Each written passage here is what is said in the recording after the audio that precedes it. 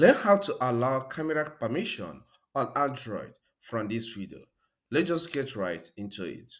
Alright, the first step is to get to the settings app of your Android smartphone. So I'll swipe up and then I'll get to settings. Okay, look at settings here. I'll tap on that.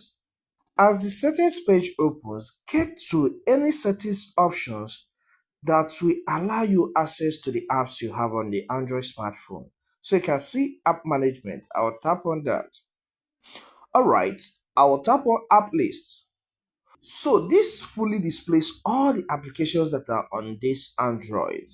Okay, so your responsibility is to get to any of the apps that can allow microphone and camera. Okay, not all the apps on your Android allows that.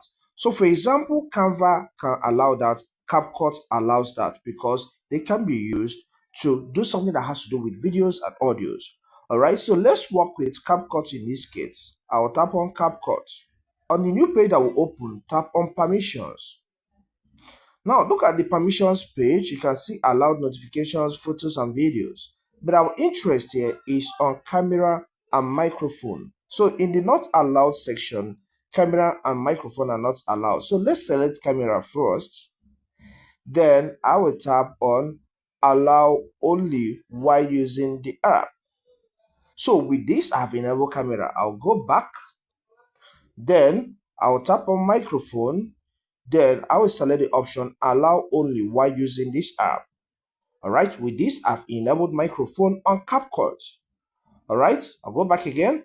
Now you can see music and audio. If I want to allow that, I'll tap on music and audio and I will tap on allow and I will go back. So with this you can see camera, microphone, music and audio, notifications and photos and videos are allowed on this app. If you find this content helpful, consider subscribing to this channel. Here we cover a lot on technology, so subscribe to learn more. Okay?